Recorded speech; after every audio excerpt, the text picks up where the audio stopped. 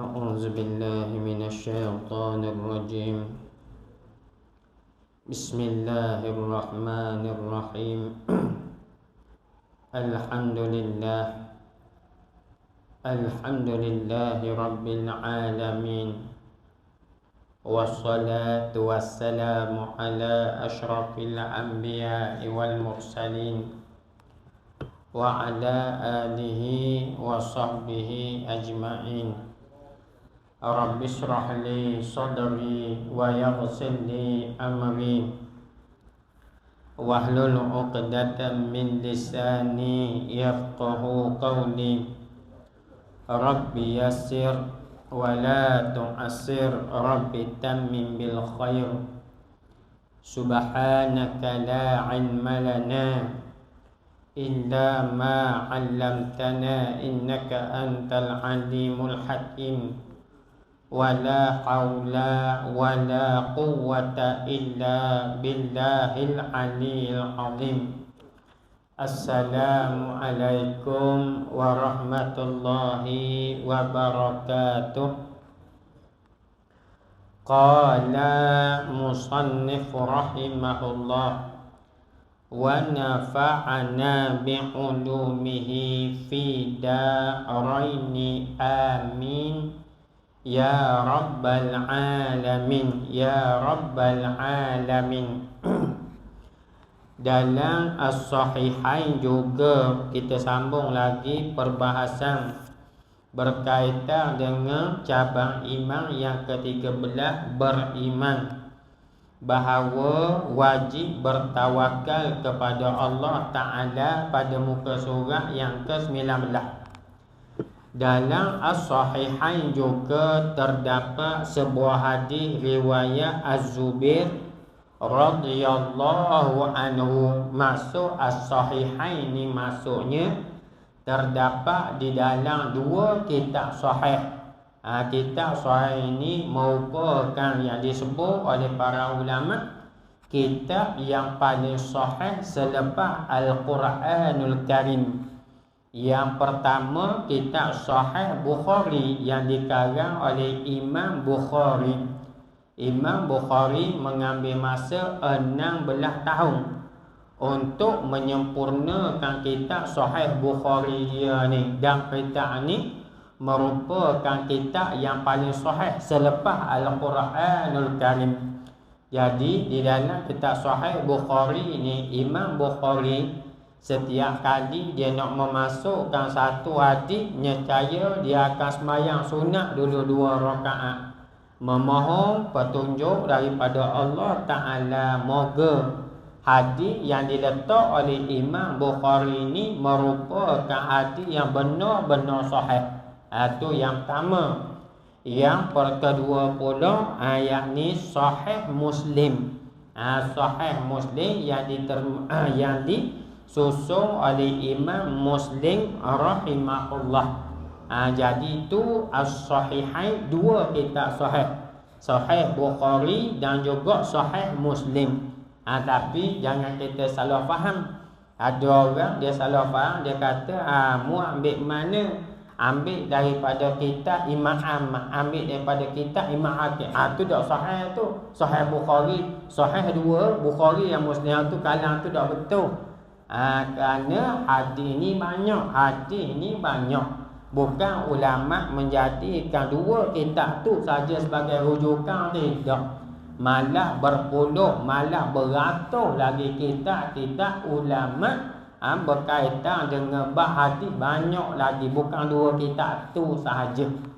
Jadi dalam As-Sahihain, dua kitab Sahih Bukhari dan Sahih Muslim, terdapat sebuah hadis riwayat daripada Sayyidina Zubair radhiyallahu anhu, la an ya'khudha ahadukum hablahum thumma ya'til jabala fayati bihuzmatin min khatabin ala dhahrihi fayabi'aha fayastaghniya biha khairul lahu min an yas'ala an-nas a'tahu au mana'uhu, artinya demi Allah, salah seorang kamu mengambil tali lalu menuju ke gunung dan memikul seikat kayu api di belakangnya, kemudian menjualnya dan tidak meminta-minta. Dengan sebab ini lebih baik dia meminta-minta, lebih baik daripada dia meminta-minta kepada manusia, sama ada mereka memberinya ataupun tidak. Ni nak kita membahaskan berkaitan dengan bab tawakal ni. Bab tawakal ni, tapi dia sabit dengan kerja ni. Ni nak ajar pada diri kita yang datang daripada Rasulullah. Demi Allah, maksudnya Rasulullah ni bersumpah dengan perkara yang besar ni, demi Allah ni. Tapi dari sudut bab bersumpah ni, kita jangan buat mudah dah. Kita jangan buat mudah. Di kalangan perangai orang Arab, buah ni ada buah dah sehat. Orang Arab kadang-kadang duk mulut wallahi wallahi wallahi, benda tu biasa aja. Tapi bagi kita orang Melayu, alhamdulillah, kalam gini duk keluar daripada mulut kita. Jadi jangan buat mudah dengan bersumpah dengan nama Allah tu bahaya. Kerana kita didedahkan dengan satu peristiwa yang berlaku dalam negara kita, bagaimana bersumpah dengan nama Allah seolah-olah tidak ada langsung perasaan bimbang dengan apa yang diucapkan tu. Wallahi wabillahi watallahi, itu bahaya tu. Benda tu benda yang besar. Orang-orang tua kita dia kata apa? Jangan buat lebih kurang makan sumpah lagi. Dan benda tu banyak yang kita boleh tengok orang yang bersumpah dengan nama Allah, tiba-tiba dia langgar apa yang diucapkan tu. Kadang-kadang keadaan dia tu jadi lain. Keadaan dia tu jadi lain, sama ada kita perasan ataupun tidak, wallahu a'lam. Tapi nampak keadaan dia jadi beza nampak. Jadi Rasulullah sebut ni, demi Allah, salah seorang kamu mengambil tali lalu menuju ke kawasan gunung dan memikul seikat kayu api di belakangnya. Kata Rasulullah, wallahi demi Allah, seorang kamu ni dia bertawakal kepada Allah. Dengan arti kata dia pergi kerja, dia ambil tali nak pergi cari kayu api tu di kawasan gunung ataupun di kawasan hutan. Jadi kalau hutan nampaklah, gunung ni tak tahu. Jumpa kedok kayu tu tak tahu, Allahu a'lam, serah pada Allah. Tapi ikhtiar tu dia ada. Satu, pergi cari. Dan yang kedua, memikul seikat kayu api di belakangnya. Tambak pula dah nak turun daripada tempat tinggi tu. Kalau kita tengok di kawasan Arab, kawasan Arab hutan tak ada. Kalau kita rajin pergi umrah perjalanan daripada Mekah ke Madinah, cuba kita tengok kawasan yang mana. Kawasan dia sekadar padang pasir dan juga kawasan yang berbatu dan bergunung je. Dan gunung dia pula bukan macam kita ni bertambur pokok. Jadi di sana kita baklah kebetulan, kalau adalah alhamdulillah. Ada pun kalau tak ada, balik tangan kosong. Tapi tu kata usaha kena ada. Usaha kena ada. Batu kita bakno dapat pula kayu, nyikat pula sekayu api netok belakang. Kemudian menjualnya. Yang pertama pergi cari kayu api, yang kedua jual pula. Jual nelayan, bertani. Tu antara orang yang mempunyai sifat tawakal yang tinggi. Berbeza dengan kita orang yang kerja ni. Orang kerja dengan majikan, orang kerja dengan kerajaan. Ya nampak dah 25 hari bulan kira beres lalu lah. Ada pun bagi orang gini ni jual je tak tahu, boleh jadi untung, boleh jadi rugi. Tambah lagi kalau main musim-musim hujan ni, lagi susah orang nak beli. Jadi baik orang jual ataupun orang cocok tanam. tanam pokok doya ke, tanam pokok duku ke, tanam bolehlah, baca bolehlah, serang tu bolehlah, tapi nak menghidupkan pokok tu bukan kerjaan kita. Kita tidak mampu, melainkan hanya berserah kepada Allah Subhanahu wa ta'ala. Kemudian menjualnya. Apa dia ambil kayu api jualnya, dan dia serah pada Allah. Rezeki sama ada dapat ataupun tak duit, dapat ataupun tidak hasil dia. Dan tidak meminta-minta. Dalam waktu yang sama dia tinggal perangai orang suka minta dengan orang ni. Minta dengan orang. Kalau orang itu ada kelayakan, maka fardhu dibenarkan oleh syarak. Kalau dia ada keuzuran dalam waktu yang sama, dia pula orang yang dibenar oleh syarak minta, maka fardhu. Ada orang yang tak layak meminta, atau oleh kerana dia ada kebal dia meminta sedangkan dia tidak layak, maka disebut dalam hadis Nabi sallallahu alaihi wasallam, orang ni akan gugur daripada muka dia ni, luruh daging-daging muka dia. Ingat tak dulu hak bering dulu tu. Kadang-kadang ada orang hak ada kabel gak walaupun gaji 10,000 nya dapat juga. Maka padahal dia tak layak. Dan kalau dia ambil menyebabkan orang lain hak layak terhalang, mungkin kita kata dia nak cari 1,000 orang aja. Jadi apabila ada hak masuk, maka ada hak dak dapatnya. Sedangkan hak dak dapat tu orang hak layak terima. Maka dia telah menzalimi hak orang satu. Yang kedua, dia ni Allah Ta'ala kaina dia dengan digugurkan daging-daging daripada muka dia ni. Disebut dalam hadis Nabi sallallahu alaihi wasallam.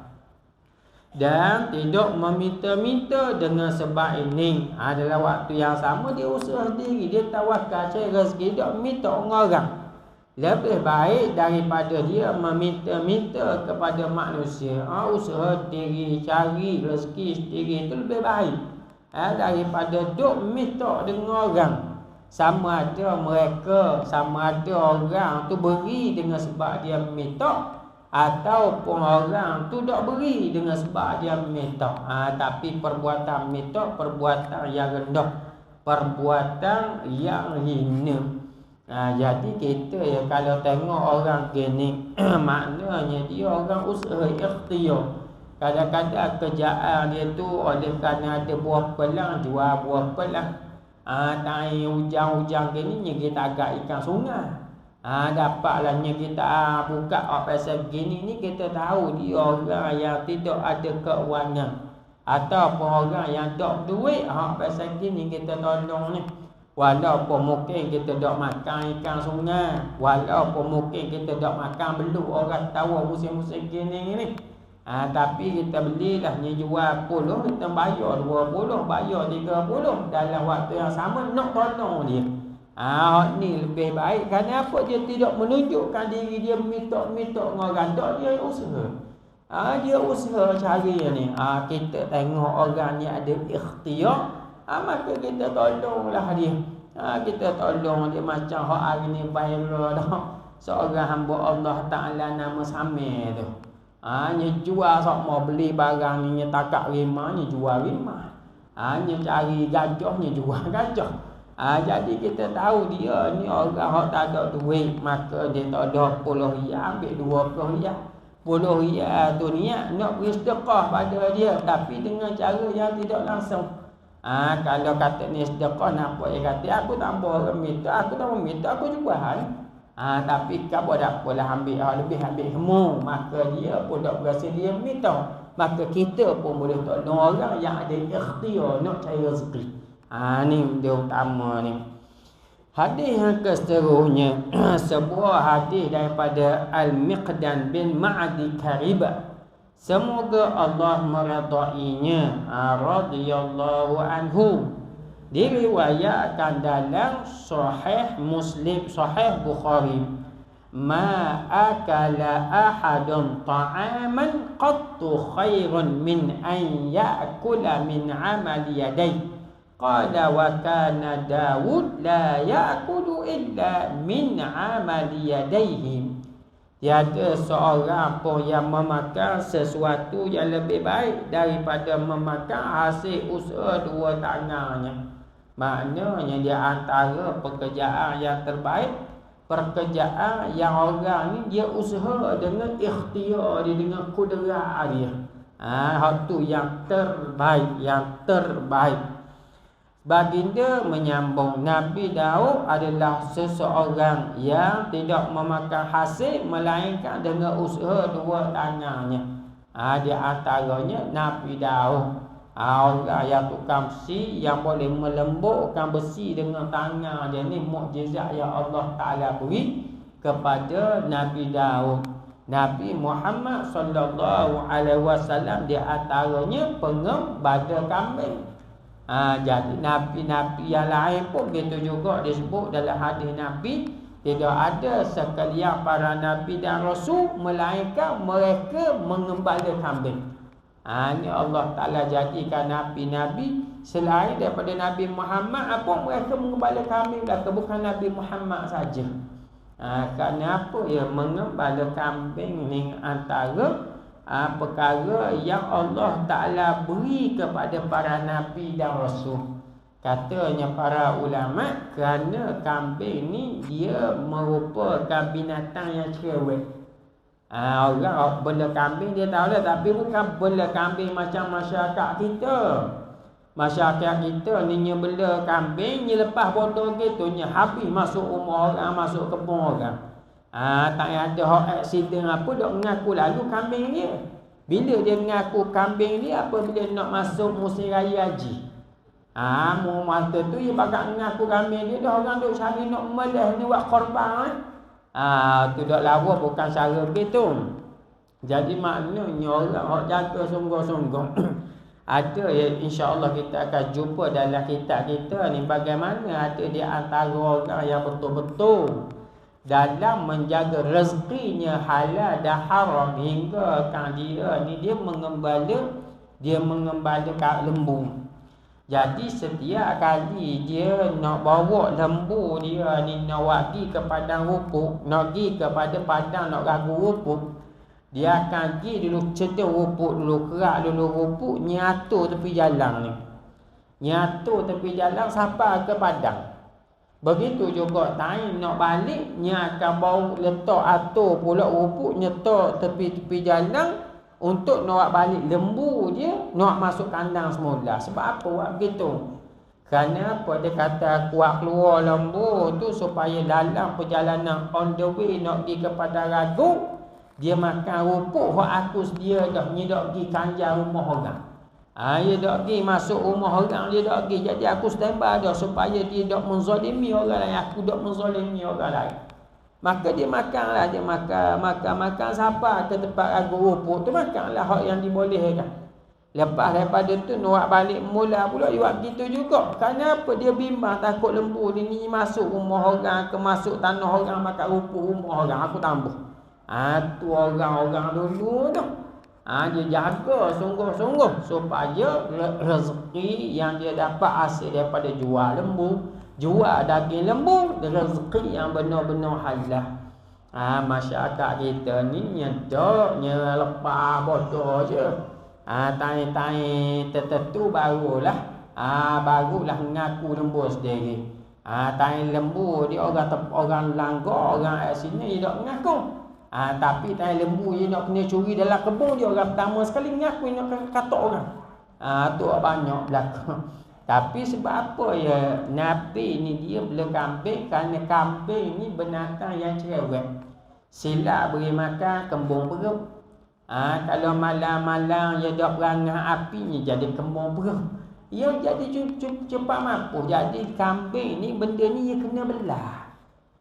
Dia kena belah, dia kena layang. Apabila dah layang ni cerewet, sikit cerewet.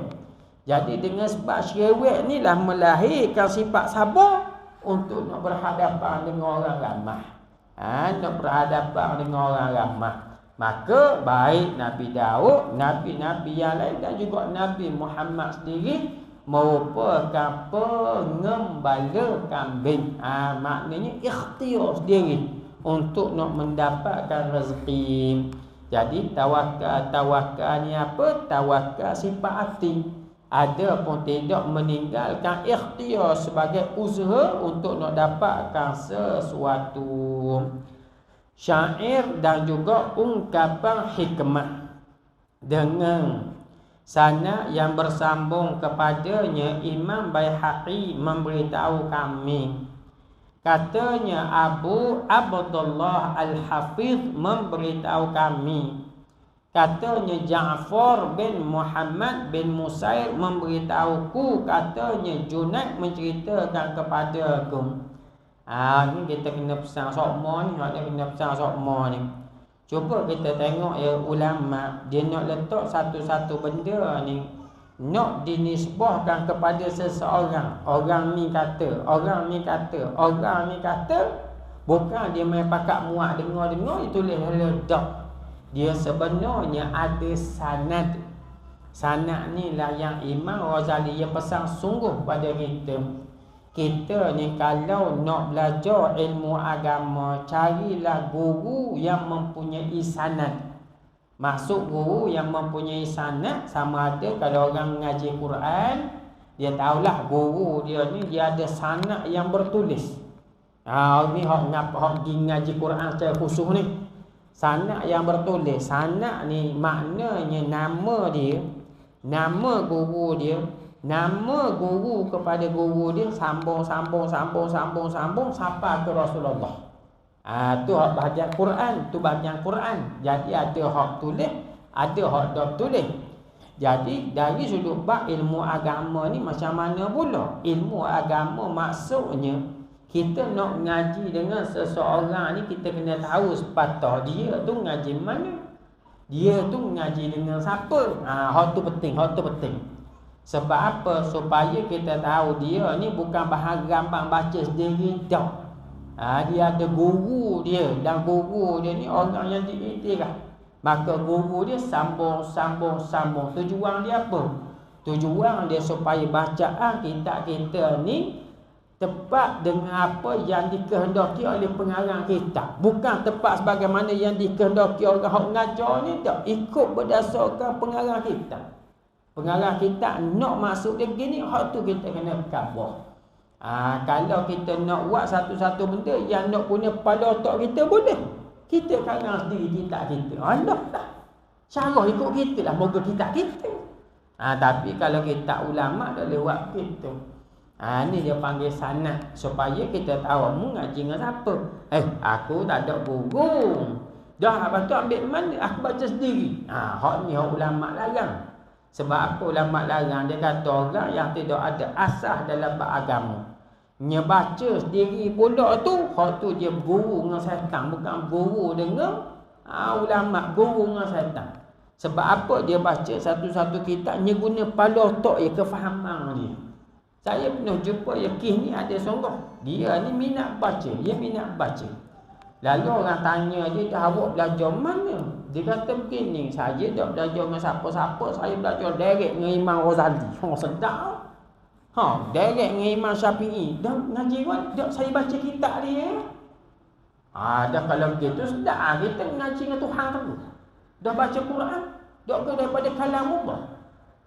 Dan apa bila kita tengok dia syarah, fahaman dia betul-betul bahagia.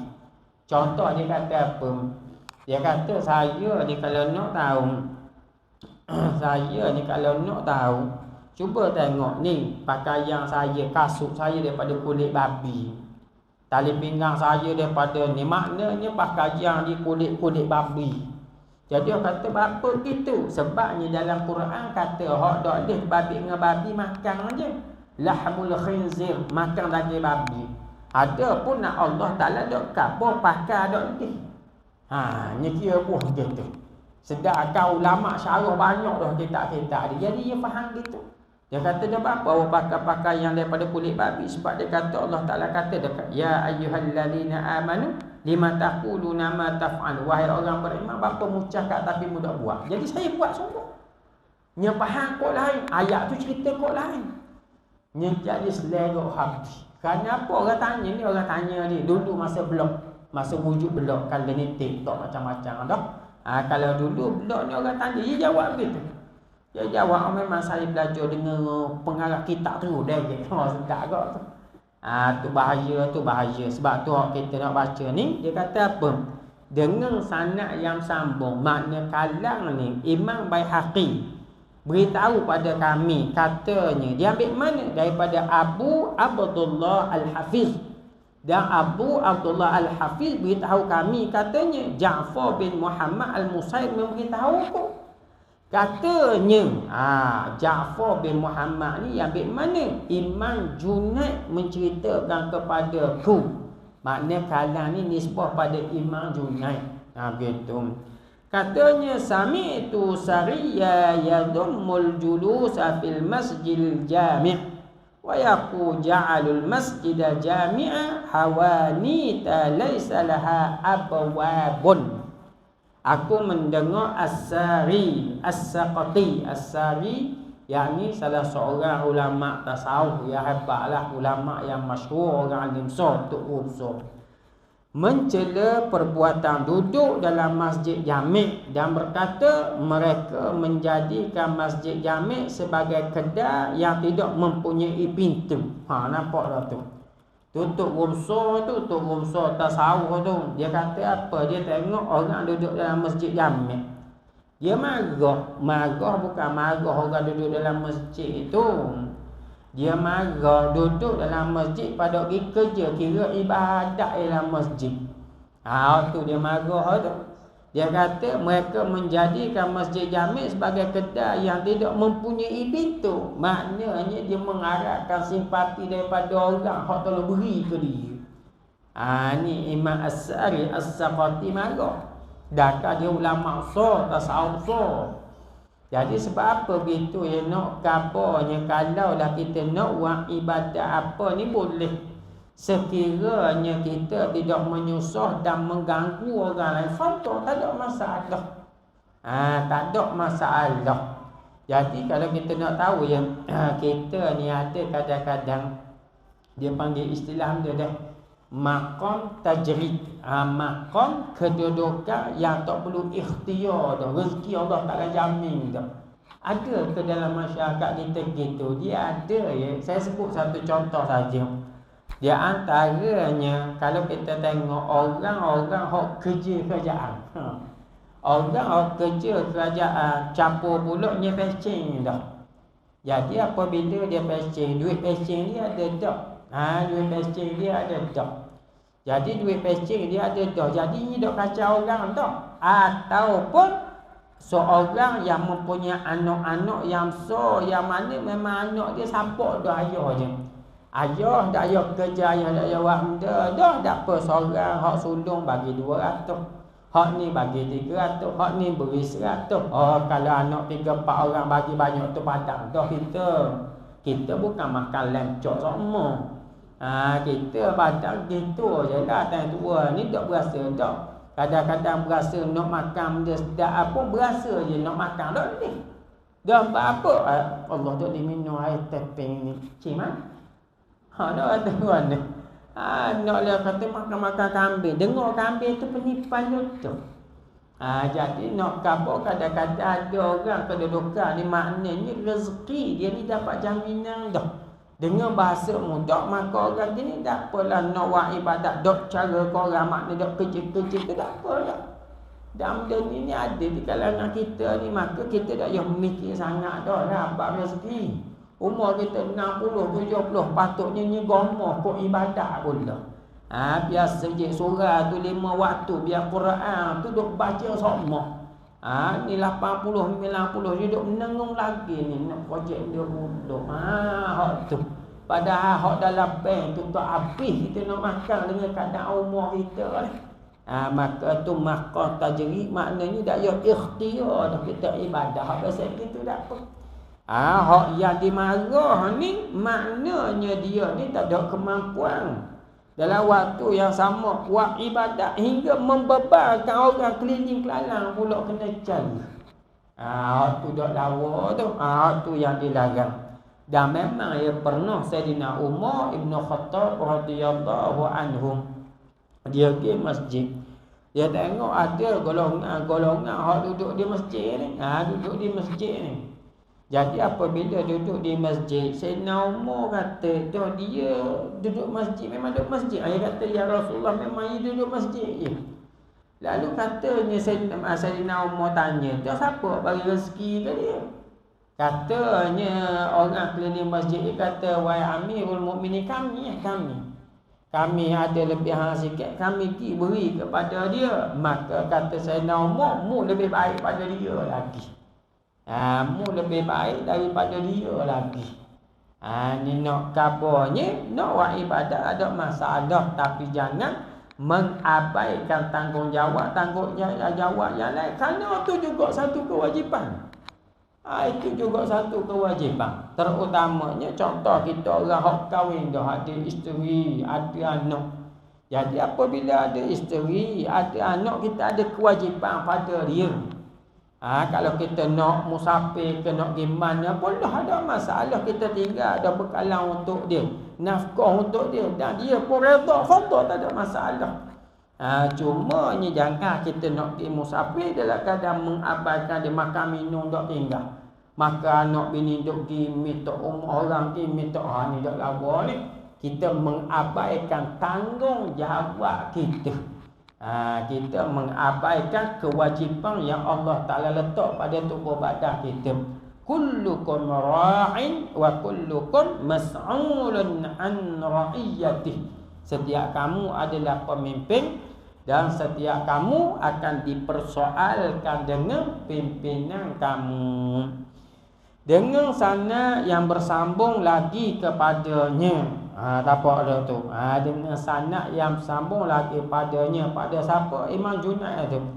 Imam Baihaqi memberitahu dengan sanadnya daripada Abu Bakar As-Sidmah.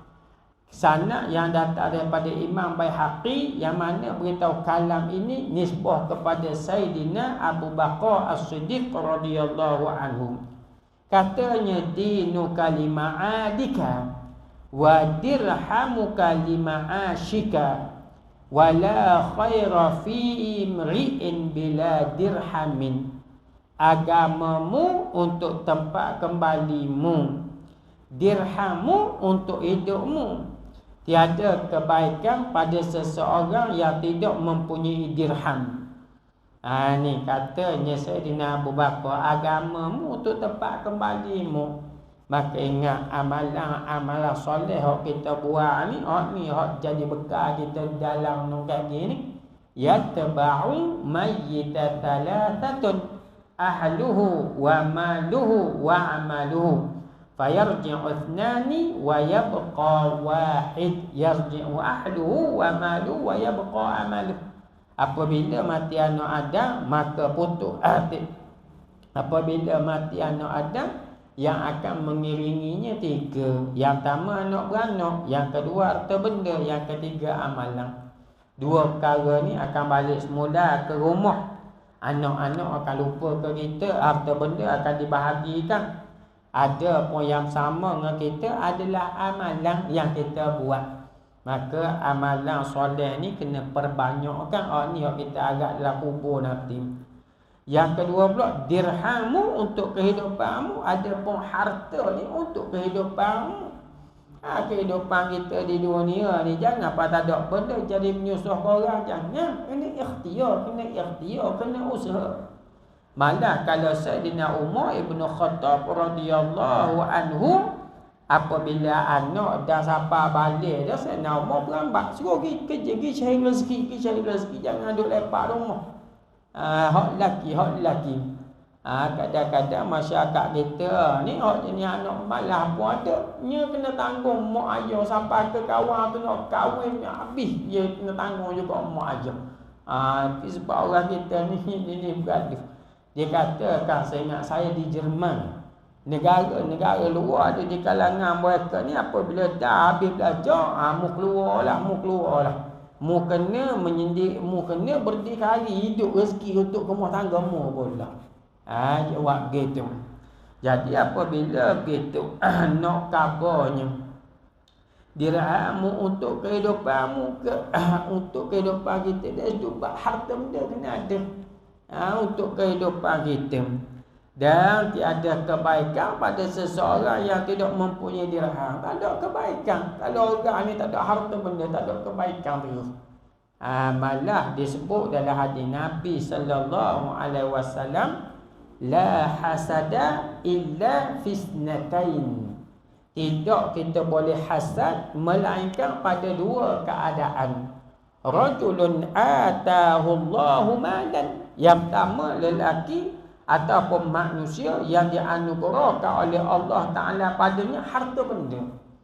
Dengan sebab harta benda dia tu, dia banyak buat baik pada orang, dia tolong orang atau bantuan pada orang, maka orang ni, orang kita boleh cemburu, boleh kita berdeki supaya kita boleh buat baik macam dia kata. Dengan sebab harta benda banyak. Jadi nak khabar duit banyak ni bukan maknanya untuk kemewahan kita saja dah. Dia mudah mengalir kepada orang lain. Dia mudah mengalir pada orang lain. Diceritakan ni nak khabar di kalangan orang-orang dulu. Perasaan mereka yang pertama, mereka kaya, tetapi mereka memiliki, dia panggil sifat zuhud. Zuhud ni apa? Zuhud ni, ni kita baca dah dalam kitab Nama Bagi Yatim. Zuhud ni bukan miskin. Zuhud ni dia tidak meletakkan dunia pada hati dia. Dia letak dunia tangan dia. Guana dia benda ni mudah nak faham, nak buat je lah. Nak buat lah macam kita lah, tabung ni tak. Kalau jenis zuhud ni dia tak ada menaling. Aku tak dimeriahkan, berat. Seria tu biasa gitu lah. Time-time kita bilang mula duit seria, jarang. 5 riyal, 10 riyal, 50 riyal, kadang-kadang je.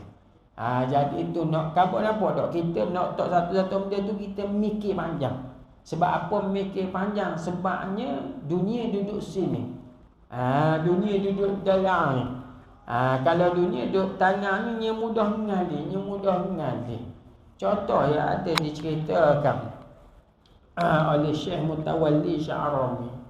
Dia kata ada di kalangan orang Arab pada zaman dulu ni, dia duduk bincang. Dia sebut nama 3 orang yang pemurah. Nak khabar lagu mana zuhudnya orang ni. Dia kata 3 orang ni, dia pakat bincang. Dia kata dalam 3 ni siapa yang paling pemurah sekali. Maka orang ni dia pergi uji 3 orang ni. Yang pertama dia pergi jumpa orang ni. Kebetulan orang ni sahabat. Dia baru nak naik di atas seekor kuda. Kaki dia duduk atas pelana kuda dah sebelah tu, baru nak naik. Lalah mari hamba Allah Ta'ala dia khabar, wahai si fulan bin si fulan, aku ni begiang putus musafir ni, aku sedang cari bekalan. Boleh tak mu tolong aku? Aku perlu bantuan ni. Dia kata, oh kebetulan. Jadi aku baru nak naik kuda ni oleh kerana mu berajak dan ajak mu boleh jadi lebih banyak pada aku gini. Mu ambil kuda aku. Yang kedua, dan di kuda aku ni dalam pek ni ada 4,000 dinar. 4,000 dinar kita tambah 3 utir di belakang kosong. Jadi 4 juta kalau di sebuah duit itu. Sebab 1 dinar 1,000 riyal. Lebih kurang hari ni. Jadi kalau 4,000, berapa? Tambah 3 di kosong belakang 4 juta. 4 juta, mu ambil dan mu jimat lah. Gitu je. 4 juta. Kita ambil kuda, ambil mula ambil kuda. Boleh jadi gitulah kalau pemurah tu pun kira pemurah sangat dah tu. Ni kata ambil ada 4,000 dinar ambil. Ni bagi kita. Ni sahabat Nabi, siapa mereka tu kita kadang-kadang naling. Kata ulama kadang-kadang kita baca cerita sahabat ni, kita baca tu kita berasa takut. Ya betul orang begini, siapa mereka tu kita. Sebab dalam fikiran kita dok tergambar lah ada siapa pemurah sedemikian rupa. Yang pertama. Maka orang lain pula nyegiteh pula orang nombor 2 ni. Orang nombor 2 dia pergi. Apabila dia pergi kebetulan hamba Allah Ta'ala ni Tengah tidur. Jadi dia beri salam keluar khodam dia. Dia kata, siapa mu ni? Dia kata, aku ni orang dalam musafir begini lah. Nak cari bekalan. Khodam dia kata, tunggu sekejap. Aku nak gerak tuan aku duduk sampai hati. Tak apalah. Dia tahu kebetulan dengar tuan dia tu ada 700 dinar. 700 dinar. Lebih kurang 700 ribu lah. 700 dinar. Jadi nyambil belaka 700 dinar tu nyegi beri kepada orang tu. Bukan setakat tu siapnya beri pula. Kapal tu ada unta, ada kuda, mu ambil lah hak mana mu nak untuk musafir mu. Jadi apabila dah lama pada tu tuang dia kejut. Tuang dia kata, dia cerita kata, wah tuang aku tak dia ada orang beri. Jadi aku ambil lah, aku tahu duit mu banyak tu, aku ambil, aku bagi belaka. Mu bagi belaka? Dia kata, ya. Oleh kerana mu kenal sangat aku, tak apalah, aku bebas kamu, aku merdeka kamu. Maknanya bukan marah, suka. Sebab apa? Hamba dia kenal sangat, dia tu jadi pemurah. Tak marah kalau ambil belaka, hati tu nak ada remuk. Tu kita baca cerita sahabat. Ya kata ni. Yang ketiga ada hamba Allah Ta'ala tu, dia buta. Dan dia ni dalam keadaan dipapah oleh dua orang khodam dia kiri kanan. Kira dua khodam dalam satu perjalanan. Tiba-tiba ada orang mari, dia kata, wahai si fulan, besok fulan, aku ni sedang musafir begini, cari bekalan, tak ada apa. Dia kata, Allah, celakanya diri aku kerana tak boleh nak tolong orang ketika mana dia berajak pada aku. Tambahan lagi aku tak ada harta benda, ada. Dia beginilah dia ni hak dua orang khodam aku ni, mu ambil. Mu jadikan dia pembantu untuk perjalanan kamu, mu ambil lah. Aku tak akan apa permintaan kamu. Maka dia bagi dua orang khodam, dia pergi ikut orang tu, dia bagi dia kadang meraba-raba, dia kadang buta. Sampai setengah tu ni kita kata zuhud tu cerita orang zuhud. Jadi kita kok nengung kadang-kadang duk tabung ni dah. Nya seluk tu nyembah tu selalunya letak 50, niat nak 5 riyal. Rasa seminggu dak derma. Dia kira khodah 50. Baru kemarin aku tak 50 hari minggu tak ya hadiah tak kira 10 hari. Tu atau potok 50 riyal malah kara dia nak tidur mana? Tangan tak ada air. Natang 50 riyal seletok. Tak tahulah, cuma nak kabarnya tu orang-orang dulu pas setara tu. Tu orang-orang dulu sampai setara tu. Maka di kalangan mereka ada duit mereka banyak. Tapi mereka guna sungguh-sungguh kerana nak cari syurga Allah. Dan memang Rasulullah sebut sebaik-baik harta berada di tangan orang yang soleh. Kita hari ni surah kita kan banyak kadang-kadang enak api, enak kadang-kadang cari berah. Mungkin akan ada pula enak yang terbaru ni apabila ni sekarang ni air banyak mana naik tu, belah-belah tu banyak mana dah. Kelantan dia kata berat sekarang ni. Belah Kuala Berang hak terbaru ni benda pondok Basung, pondok Ustaz Kamal Zaman. Sampai dada dah asrama lelaki ni padan dia ada budak-budak ada siang video tadi. Belah sana hari ni. Tapi nampak gelap hari ni belah pahang pula petang hati. Wallahu a'lam lah, boleh jadi akan cari batuan dan batuan orang nak beri batuan ni ada duit baru boleh beri batuan. Jadi nak kabur sebaik-baik harta duduk tangan orang soleh. Maka mudahlah benda tu mengalir untuk memberi kebaikan kepada umat Nabi Muhammad sallallahu alaihi wasallam. Dah kita kena ingat batuan-batuan yang kita buat ni rata-rata dapat menghasil sumbangan kita tahu dah. Boleh jadi orang ni berdoa pada Allah, ya Allah memurahkanlah rezeki orang tolong aku. Ya Allah mempermudahkanlah kehidupan dia ni, ya Allah. Orang yang dah keadaan susah doa pada Allah, boleh jadi berkat hidup kita, kaya kita, bahagia kita, doa orang-orang kita tolong. Kita tak tahu waktu kita tak tahu. Sebab tu tolong niat kerana Allah Ta'ala ganti. Mana qasun malun min sadaqatin, tidak akan kurang harta bagi orang yang bersedekah. Dengan sanad yang bersambung kepadanya juga daripada Imam Baihaqi memberitahu kami, katanya Abu Abdullah Al-Hafiz memberitahu kami, katanya Ja'far bin Muhammad Al-Khawwas memberitahuku, katanya Ibrahim bin Nasr Al-Mansuri memberitahu kami, Katanya aku mendengar Ibrahim bin Bashar khadam kepada Ibrahim bin Adham berkata. Ni satu cerita yang amat menarik lah. Sami'tu Aba Ali bin Fudayl bin Iyad yaqulu li ibn Mubarak anta ta'muruna biz-zuhdi wa taqalluli wal bulghati wa naraka ta'ati bil bada'i min biladil Khurasan ila al biladil haram. Kaifa dha wa anta bi khilafin dha?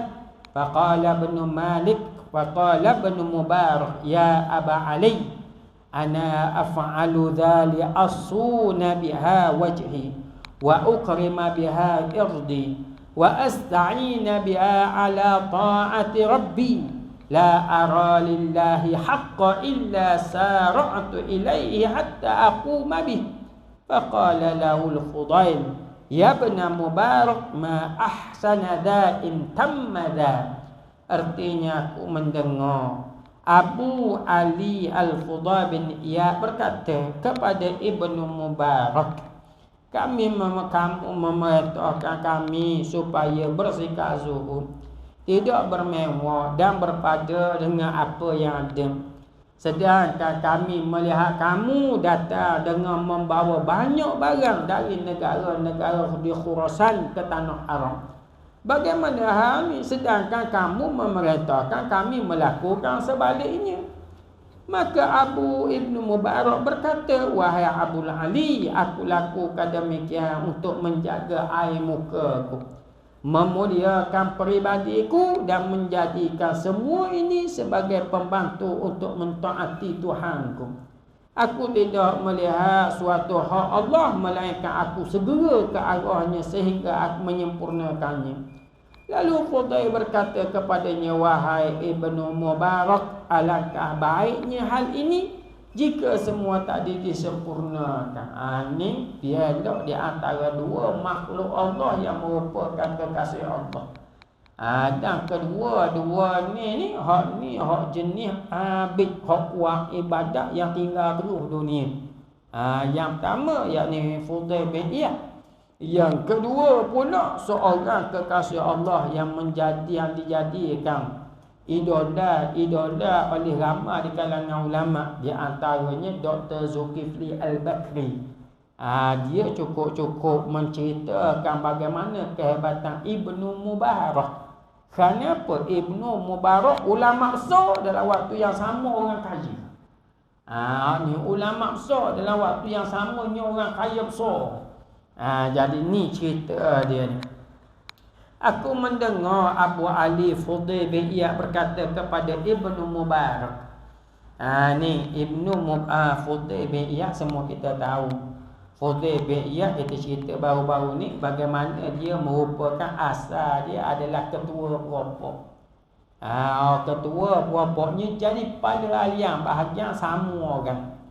Kalau di padang pasir kalau kita nak tahu di padang pasir kan padang pasir kosong.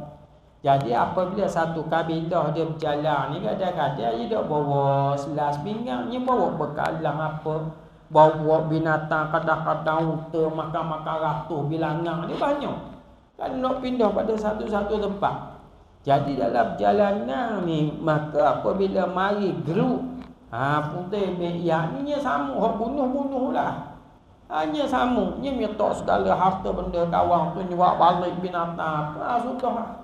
Siapa ni orang ni kalau nak lalu kawasan tu dia duk mikir semua agak-agak dok jumpa Fudayl bin Iyad, agak-agak dok jumpa lah. Jadi Fudayl bin Iyad ni diceritakan dia ada kenal dengan seorang wanita. Jadi apabila dia nak ngita orang puang tersebut dalam jalanan nak ngitanya kata dia ukah dinding nak pergi sekolah nak kita tengok. Tengah-tengah ukah dinding ni tiba-tiba dia dengar satu ayat Quran yang menjetik hati dia tu tiba-tiba berubah jadi sebaik-baik manusia dengan satu ayat Quran. Dengan satu ayat Quran ni Fudayl bin Iyad. Lalu Fudayl bin Iyad meninggalkan dunia jahat dia tu dan terus beribadat kepada Allah Subhanahu wa taala. Ni Fudayl bin Iyad. Cerita dia amat menarik. Kalang-kalang hikmah dia begitu banyak. Ni kisah Fudail bin Iyad. Tu Fudail bin Iyad. Jadi Fudail bin Iyad dia khabar kepada Abdullah bin Mubarak. Abdullah ni ada cerita dia juga. Dia merupakan ulama yang sah dan juga iaitu pada zaman Khalifah Harun Ar-Rasyid. Diceritakan bagaimana Ibnu Mubarak dikenali sebagai Amirul Mukminin fil hadis, ketua orang beriman dalam ilmu hadis. Ini Ibnu Mubarak. Jadi pada tahun yang sama ibadah haji ni, ketika tu Abdullah bin Mubarak pun pergi buat ibadah haji, Khalifah Harun Ar-Rasyid pun pergi buat ibadah haji. Tapi orang yang pergi kumpul dekat Ibnu Mubarak tu jauh lebih ramai daripada orang kumpul dengan Khalifah Islam, yakni Khalifah Harun Ar-Rasyid. Sampai Zubaidah, yakni isteri kepada Khalifah Harun Ar-Rasyid tu, dia tanya yang duk pergi kumpul ramai-ramai tu siapa? Siapa dia tu yang orang pergi kumpul ramai-ramai daripada laki aku bagi Khalifah? Katanya orang ramai, dia kata itulah Abdullah bin Mubarak. Katanya Zubaidah, sebenarnya Amirul Mukminin adalah Ibnu Mubarak lebih daripada tok laki aku lagi. Tu Ibnu Mubarak, orang yang alim dijadikan rujukan. Dan Ibnu Mubarak ni dia orang kaya, dia boleh tolong orang, kita akan tengok bagaimana apa yang berlaku ni. Lalu katanya Fudail bin Iyad, dia kata kepada Ibnu Mubarak, ulama belakang ni. Mereka dia tidak menghina satu sama lain, dia memuliakan satu sama lain. Kamu memerintahkan kami supaya bersikap zuhud. Kata Fudail bin Iyad, wahai Ibnu Mubarak, mengajar, suruh kami supaya bersikap zuhud, tidak bermewah dan berpada dengan apa yang ada, kena ada sifat qanaah. Hak tu hak suruh kami tu. Sedangkan kami melihatmu datang dengan membawa barang banyak barang dari negara-negara di Khurasan ke tanah haram. Kenapa Fudail bin Iyad ni duduk di tanah haram? Jadi katanya Fudail bin Iyad, tapi tengok padamu pula lain pula. Mu kata kami suruh zuhud, mu suruh berpada dengan apa yang ada, jangan bermewah. Tapi mu setiap kali mari daripada Khurasan pergi ke tanah haram, pergi ke tanah haram, pergi kat lain pula, semua bawa barang dagangan semua. Maknanya menega lah, dia orang menega ni. Ibnu Mubarak ni orang menega, bawa banyak barang. Bagaimana hal ini sedangkan kamu memerintahkan kami melakukan sebaliknya? Mukabur begini, tapi tengok pada gaya muat sebaliknya. Dia tanya dia hidup cakap belakang. Mengajar jangan isyaokok. Tengok mu isyaokok. Dengan bahasa mudah gitu lah. Jadi maknanya tengok hujah mu tu benda. Maka Ibnu Mubarak dia jawab apa? Dia kata, maka Ibnu Mubarak berkata, Ibnu Mubarak jawab, wahai Abul Ali, aku lakukan sedemikian untuk menjaga air muka kau. Wahai Abu Ali, wahai Fudail bin Iyad. Abul Ali ni anak dia, anak kepada Fudail bin Iyad. Dia kata, wahai Abul Ali, wahai ayah kepada Ali, aku buat begini ni kerana nak jaga air muka aku. Maknanya supaya aku pergi satu-satu tempat, aku tak minta orang. Aku tak minta orang, aku tak bawa simpati, aku tak harap pada orang dak, kerana aku ada kemampuan dah. Jadi aku tak mau hina muka aku, wajah aku ni. Aku tak perlu bergantung pada orang. Satu. Dan memuliakan peribadi aku. Dan perkara ni boleh menjadikan peribadi aku lebih baik. Kenapa? Apabila aku ada harta, aku mudah beri pada orang. Apabila aku ada harta, aku mudah sedekah pada orang. Maka menjadikan peribadi aku lebih baik. Dan menjadikan semua itu sebagai pembantu untuk mentaati Tuhan aku. Ni. Aku jadikan harta benda aku ni betul-betul untuk nak cari keredaan Allah Ta'ala. Dan memang diceritakan kalau orang nak musafir dengan Ibnu Mubarak, dia larang sama sekali orang tersebut bawa duit. Ataupun kalau bawa duit pun jangan buat keluar sekeping haram pun. Sekarang apa? Dia aku sponsor start daripada A sampai ke Z. Tu Ibnu Mubarak. Hak tu Ibnu Mubarak. Jadi orang musafir, orang nak belajar ilmu agama apa, dia yang siapa? Dia ni tok guru besar dah. Jadi orang hak mari belajar dengan dia, dia pula bagi duit pada orang hak mari belajar dengan dia. Tu bukan orang hak mari belajar beri ke dia. Dan itulah yang berlaku kepada pengasas kepada mazhab Hanafi, namanya Nu'man bin Thabit. Kita panggil Imam Hanafi tu namanya Nu'man bin Thabit. Imam Abu Hanifah ni dia mempunyai perniagaan. Jadi orang niaga barang dia. Jadi keuntungan siapa ke dia? Jadi anak-anak murid hak mari belajar ni, lepas belajar Imam Abu Hanifah pula bagi duit. Ambil habis. Jangan agaklah buat gitu tak ada. Cuma nak kabarnya tu keadaan ulama ni macam-macam lah. Jadi Ibnu Mubarak dia begitu. Dia orang banyak duit, orang musafir dia tak bagi skepeng pun, dia tak bagi skepeng arang apa pada orang tu keluar duit biar dia sponsor berlaku.